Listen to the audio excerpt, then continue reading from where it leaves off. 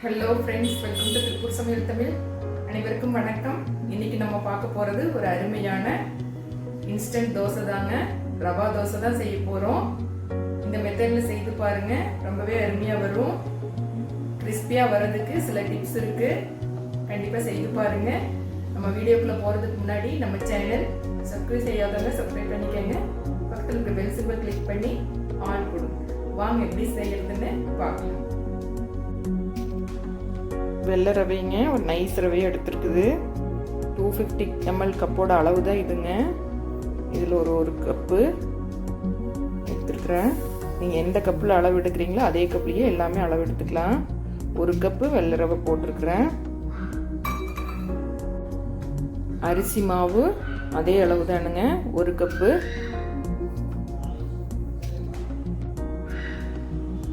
அரை கப் மைதா அதே கப்பு தாங்க. இது 250 ml கப்போட அளவு தான். அந்த 2 கப்புமே இதுவும் அதே அளவு தாங்க. இந்த கப்பும் இது ஒரு அரை கப்பு போடுறேன்.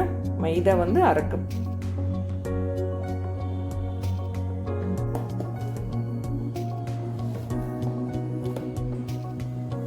சால்ட்டு ஒரு அரை டீஸ்பூன் போடுறேனுங்க.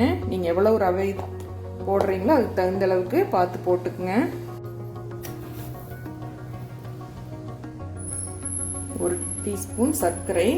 இது வந்து கலர் கொடுக்குங்க. ரவா தோசை வந்து அந்த ப்ரௌன் கலராக வர்றதுக்கு இது போடுறது. ஜீரகம் ஒரு அரை டீஸ்பூன். மிளகு ஒரு டீஸ்பூன், நீங்கள் கம்மியாக வேணாலும் போட்டுக்கலாம். பெருங்காயம் பவுடர் சிறிது. இஞ்சி ஒரு 2 டீஸ்பூன் அளவுக்கு இது போல பொடியை நறுக்கி போடணுங்க.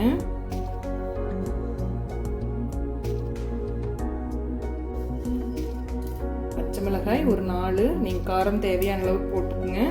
கம்மியாக வேணும் நீங்கள் கம்மியாக போட்டுக்கலாம். நான் 4 பொடியை நறுக்கி போட்டிருக்கிறேன். கருவேப்பிலை ஒரு கைப்பிடி நல்லா வாஷ் பண்ணிட்டு பொடியை நறுக்கி இதுவும் போட்டுக்கிறேனுங்க. முந்திரி ஒரு 15-20 முந்திரி இருக்குங்க. பொடியை நறுக்கி கட் பண்ணி போட்டிருக்கிறேன். இதுவும் போட்டுக்கலாம். பெரிய வெங்காயம் 1 பொடியா இது போல நறுக்கி போட்டுக்கலாங்க. ஒரு 2 வெங்காயம் இருக்கும், மீடியம் சைஸு.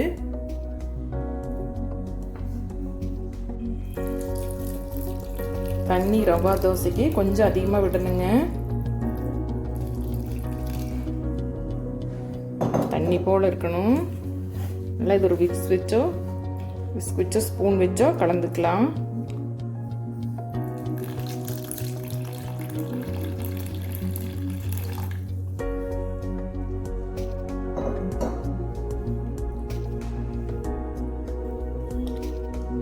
மிக்ஸ் பண்ணிக்கலாங்க.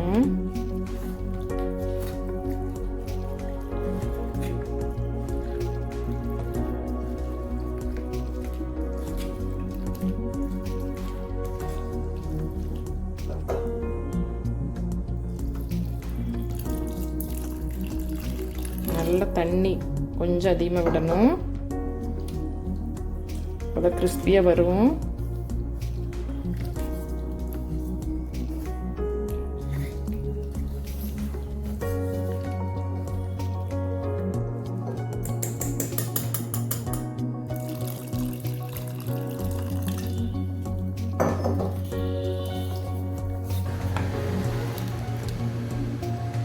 ஒரு 20 நிமிஷம் இருந்தால் போதுங்க.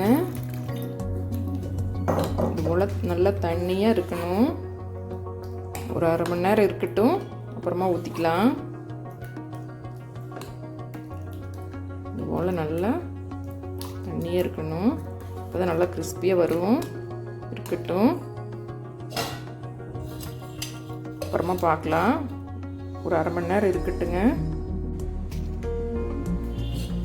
அரை மணி நேரம் ஆயிடுச்சுங்க. கெட்டி ஆயிரும், ரவை ஊறி கெட்டி ஆயிருங்க. மறுபடியும் கொஞ்சம் தண்ணி கலந்துக்கணும்.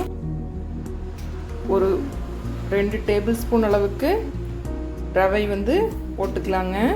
இது எதுக்குன்னா கிறிஸ்பியாக வர்றதுக்காக. ஏன்னா முதல்ல போட்ட ரவை வந்து நல்லா ஊறி சாஃப்டாக இருக்கும். முதல்ல போட்ட ரவை வந்து ஊறி சாஃப்டாக இருக்கும். இது போடும்போது நல்லா கிறிஸ்பியாக வருங்க ரவா தோசை. அதுக்காக போடுறது. கலந்துக்கலாம். தண்ணி விட்டுக்கலாங்க. நல்லா தண்ணியாக இருக்கணும். இது போல் இருக்கணுங்க. கன்சிஸ்டன்சி இது போல் இருக்கணும். ஆனியன் நீங்கள் கொஞ்சம் கம்மியாக வேணாலும் போட்டுக்கலாம். இது போல் நல்லா தண்ணியாக இருக்கணும்.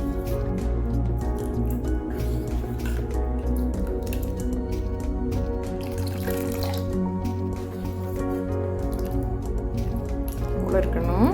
ஊற்றிக்கலாம். நல்லா இது போல் கொஞ்சமாக ஒரு 1/2 டீஸ்பூன் எண்ணெய் ஆயில் விட்டு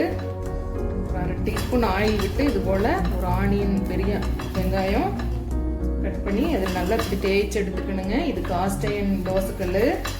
அதனால் இது போல் செய்தால் நல்லா வருங்க. தோசை நல்லா வரும். பிகினர்ஸ் சொல்கிறேன். கட்டும்.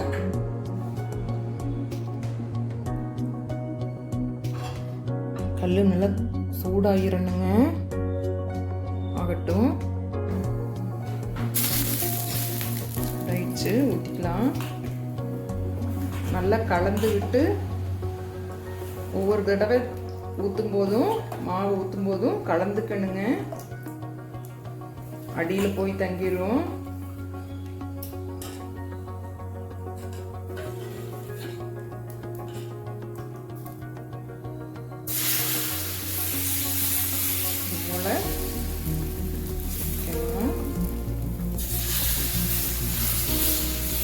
ஹோல்ஸ் இருந்தால் நல்லா இருக்குங்க. கிறிஸ்பியாக வரும்.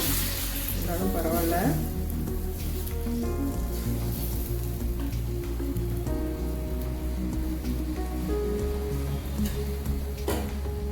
திருப்பி போடக்கூடாதுங்க. அதனால் இப்படி மீடியம் சைஸ் மெதுவாக வச்சு சிம்மில் வச்சு வேகணுங்க. நல்லா மேலே ப்ரௌன் கலராக வரும்போது அப்படியே எடுத்துக்கலாம். ஏன்னா இது நம்ம லேசாக தண்ணியாட்ட ஊற்றுறதுனால திருப்பி போட வேண்டியது இல்லைங்க. மேலே ஆயிலோ நெய்யோ கொஞ்சம் அதிகமாக விடணுங்க ரவா தோசைக்கு. அப்போ தான் நல்லா கிறிஸ்பியாக வரும். கம்மியாக வேணும் நீங்கள் கம்மியாக விட்டுங்க. நெய் கூட விட்டுக்கலாம். நெய்யோ ஆயிலோ விட்டுக்குங்க. அப்போ தான் நல்லா வேகும். ஏன்னா நம்ம திருப்பி போட போகிறதில்ல. வேகட்டும். ஸ்லோ ஃப்ளேமில் வச்சு தான் வேக வைக்கணுங்க. ஏன்னா மேலேயும் வேகணும். ஹை ஃப்ளேமில் வச்சிடக்கூடாது. மெதுவாக வேக வைக்கணும். ஒரு இது போல் இருக்கணுங்க. எடுத்துக்கலாம். ஏன்னா நம்ம திருப்பி போட போகிறதில்ல. அருமையான ரவா தோசை ரெடி. கிறிஸ்பியாக எவ்வளோ கிறிஸ்பியாக வந்துருக்குதோ.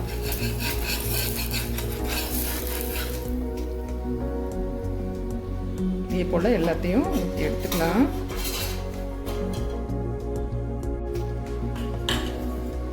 அடியில் போய் தங்கிடுங்க. நல்லா கலந்து விட்டுக்கணும். ஒவ்வொரு தடவை ஊற்றும் போதும் நல்லா கலந்து விட்டு தான் ஊற்றணும்.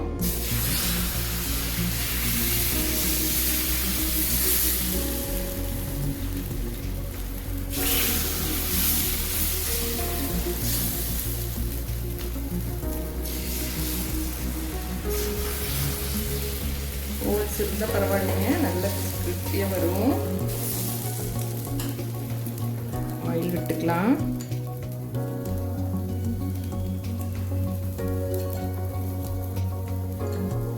ஆயிலோ நெய்யோ விட்டுக்குங்க. போல் கொஞ்சம் அதிகமாக விடணும். ஏன்னா மேலேயும் வேகணும். லோ ஃப்ளேமில் வச்சு வேக வச்சு எடுத்துக்கணும். வேகட்டும். அப்புறமா பார்க்கலாம். இது போல் மேலே நல்லா ப்ரௌன் கலராக வரணுங்க. மெதுவாக தான் வேக வைக்கணும். ஹை ஃப்ளேமில் வச்சிடக்கூடாது. ஸ்லோ ஃப்ளேமில் வச்சு மெதுவாக வேக வச்சு எடுக்கணுங்க. அப்போ தான் மேலேயும் வேகும். ஏன்னா நம்ம திருப்பி போட போகிறதில்ல. எடுத்துக்கலாம். அவ்வளோ கிறிஸ்பியாக இருக்குது. இப்போ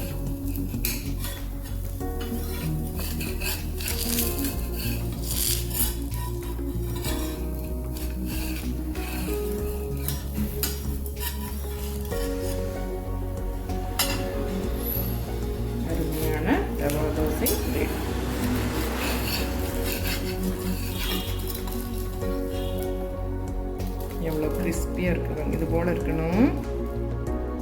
எல்லாத்தையும் இது போல் எடுத்துக்கலாம். இவ்வளோ அருமையாக கிறிஸ்பியாக வந்திருக்கு பாருங்க. இதே போல் செய்யணும். இதே மெத்தடில் செய்து பாருங்கள், ரொம்ப அருமையாக வரும்.